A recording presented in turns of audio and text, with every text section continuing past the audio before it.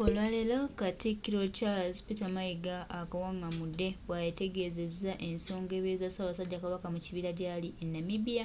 Baganda bange, mikwano gyange, abasajja abaasuula Ssaabasajja eddalu nga balina mission era nga bakikola mu buteefuteefu.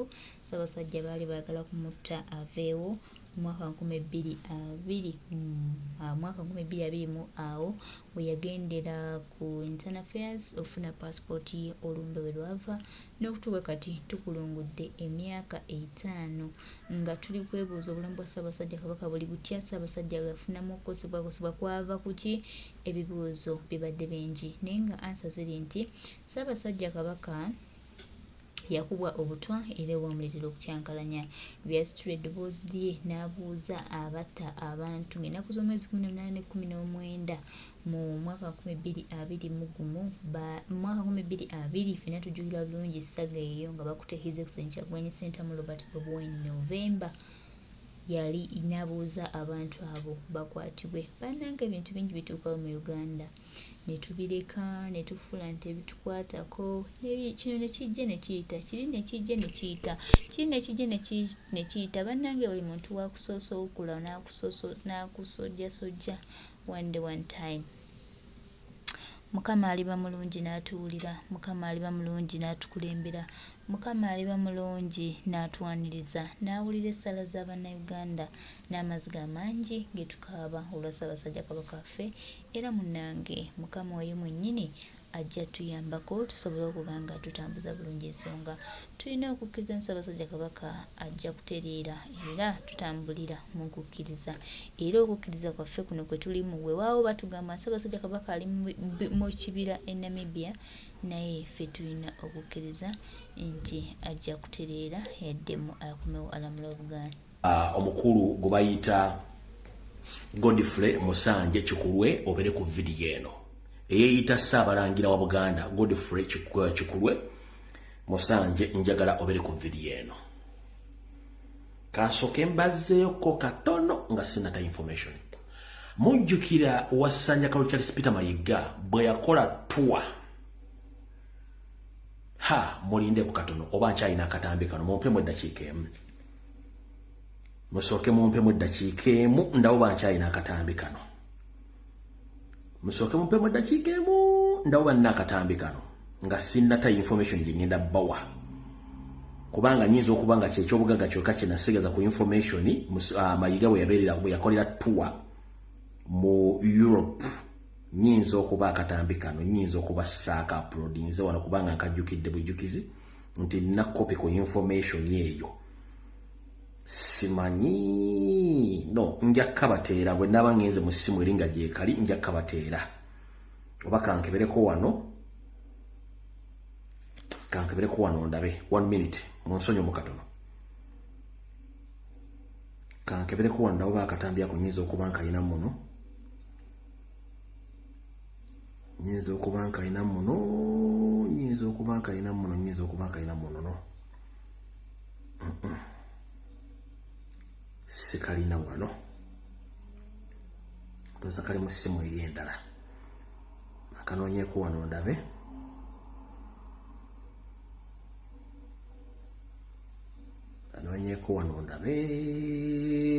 Nyinza okuba saaka uploadinze naye bwe naaba nkafunye nja kabalaga koona ku lunaku olulala. Alright, katugende ku information. Kasooke mbaze. Mujjukira olunaku Mayiga lwe yakola European tour n'atambula buli nsi yonna eri mu Europe ne Bungereza n'atuuka. Mujjukira nti omukulu ono yatambula ne Ssaabalangira kennyini ono gwe ngenda obbagamba.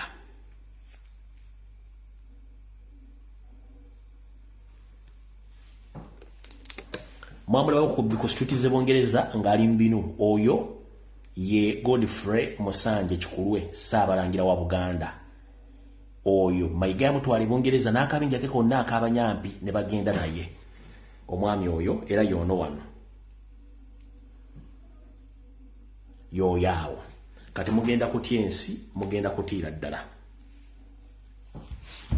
Mugenda kutya mutya.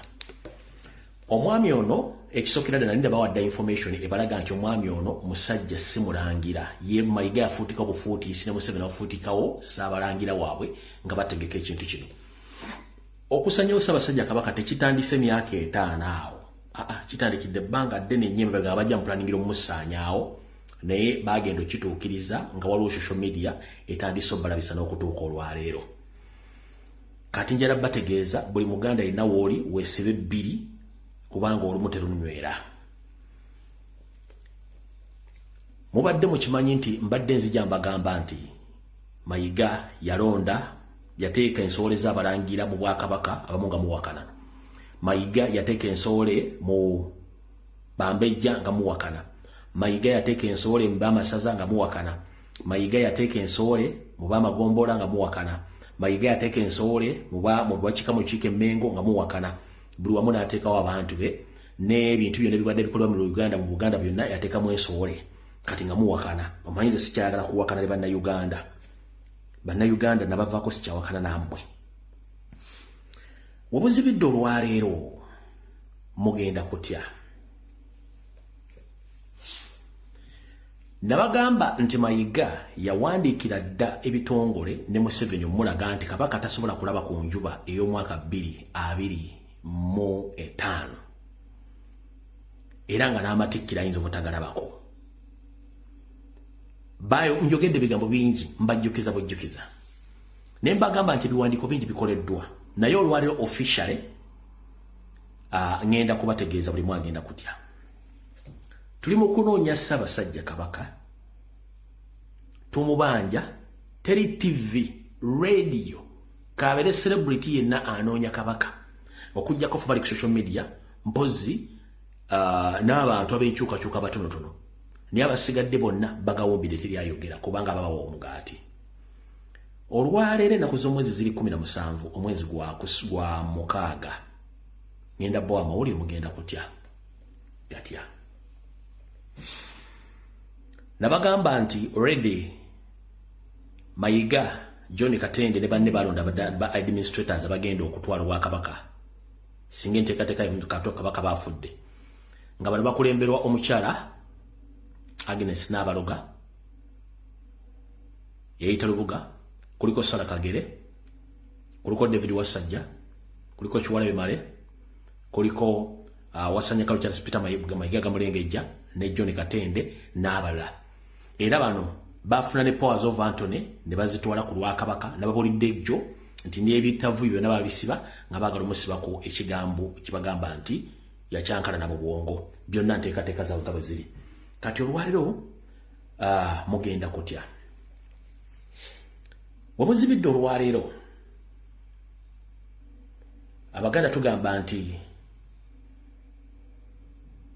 ebibuka tebiraganye bikubagana empawa byebiki kababere bantu nga temwalaganye kukola kintu mulundi gumu nga temukikirizganyizaako ebisere mumwetomera era n'ebinyonyi bibanga bikangiddwa nga tebyafunye enteekateeka ntufu gye bigenda kutambulamu bimanyi okwekuba mu kwekangaawo kati bano beekubye information erinkinze egenda obashookinga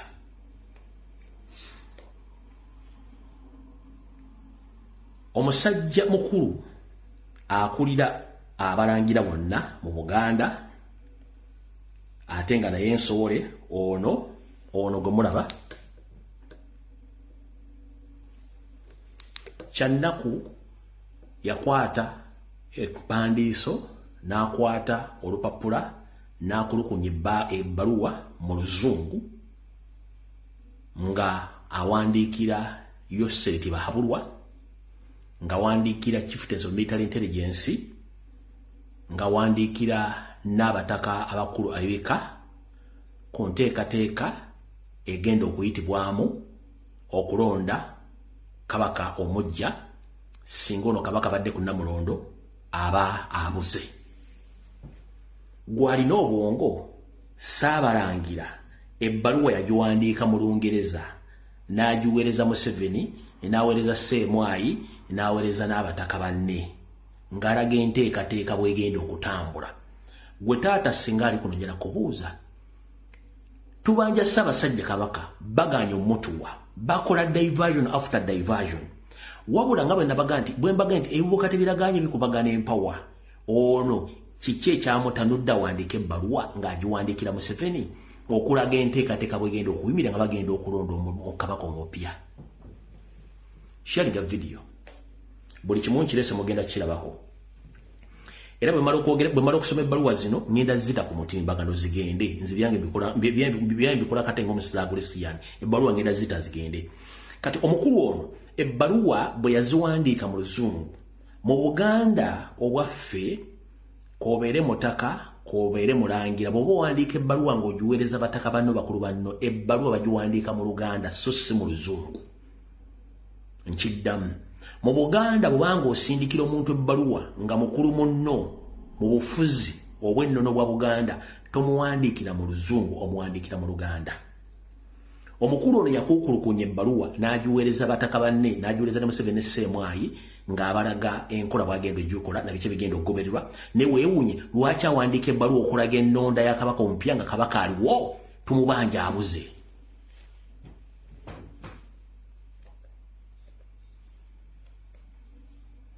Kati ekyamaze gwe mu kibya bw'awandiika ebbaluwa ne zigenda ewa Museveni ku oda za Museveni ne Mayiga nga bakola enteekateeka abataka beewandiikidde ebbaluwa ne bamuddamu ng'amutegeeza eno wakoze ensobi tosobola tuwa bbaluwa nga mpandiike mu Luzungu ng'ate owandiikira abataka banno ekyo kimenya obulombolombo n'ennono obwa Buganda. Ngenda basomera ebintu binange babadde mbateerera eddoboozi lirimu ku mutaka agenti abafaafe ebiddako muli musabira ng'atuuse mu ggulu. Ebbaluwa eno esoma bweti ey'abataka gye bazzeemu ono omukulu Ssaabalangira Godfrey Musanje. Okusookera ddala ebbaluwa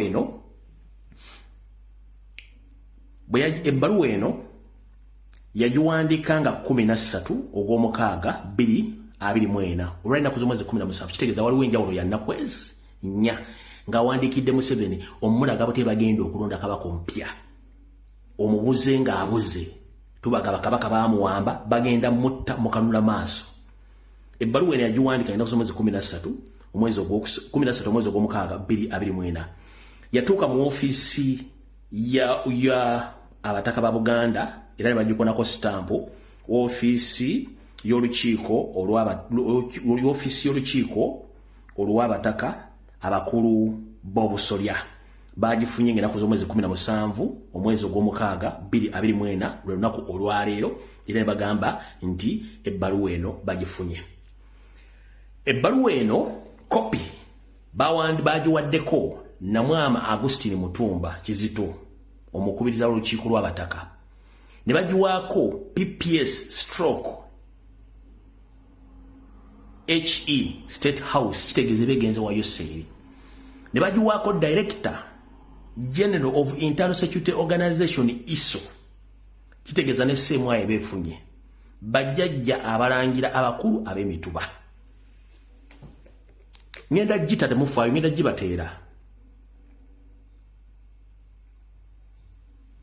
gibateera yeye ebbaluwa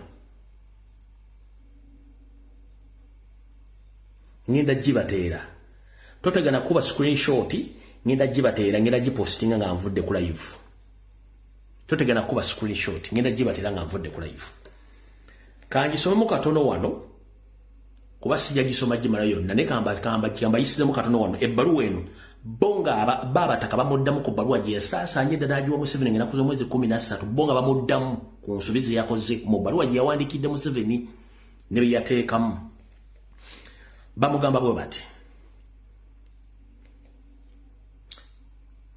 ebbaluwa gye wawandiikidde Namwama Augustine Mutumba Kizito omukubiriza w'olukiiko lw'abataka eyanga 5 ogw'omukaaga 2024 ebbaluwa eyogerwako waggulu twagifunyeeko era tuli mu kwennyamira oluvannyuma lw'okugisoma. Tukuwandiikidde okwanukula ebbaluwa eyo okulaga ensobi ezigijjudde mu mpozi n'okulambika ebituufu nga bwe bibeera mu buwangwa b'olulyo olulangira nga tusinziira mu kiti mwe tuli abalangira n'abambejja bazzukulu ba Ssekabaka era nga ffe abamanyi olulyo olulangira. Ekisooka ensobi omuganda ekisooka kyansobi omuganda okuwandiikira muganda munne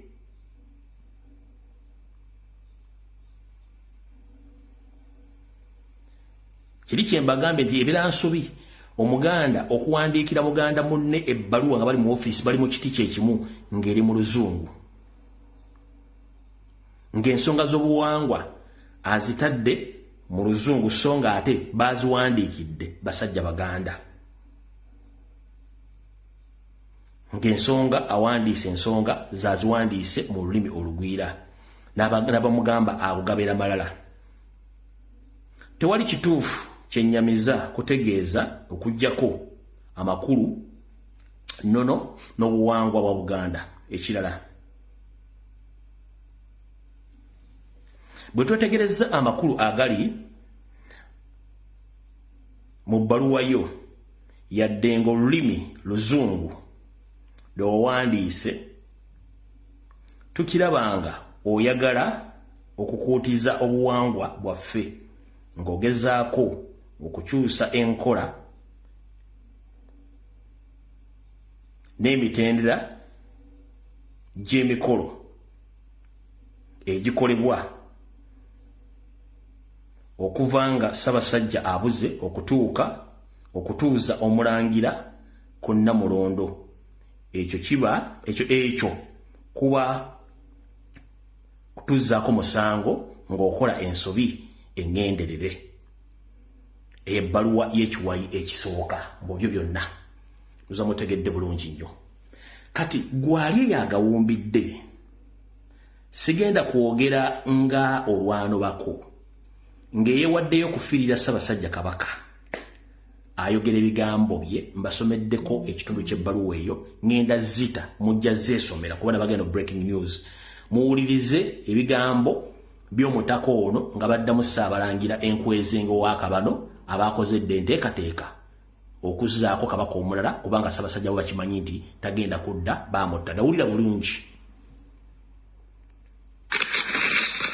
Esebo ekiwandiiko kyekino kiri nti kopi eri Namwama Augustine Mutumba Kizito omukulembeze w'olukiiko lw'abataka. Kopi emu egenda wa PSSS State House endala Director General Internal Security Organization endala Ssaabalangira wadde tegiteekako naye nze twabawadde bajjajja bakulu abalangira abakulu b'emituba ng'egamba bweti eriwo Musanje Godfrey Kikulwe Ssaabalangira sebo ensonga ebbaluwa gye wawandiikira Namwama Augustine Mutumba Kizito omukulembeze w'olukiiko lw'abataka eya nga 5/6/2024 ebbaluwa yawandiika waggulu tugifunyeeko era tuli mu kwenyamira oluvannyuma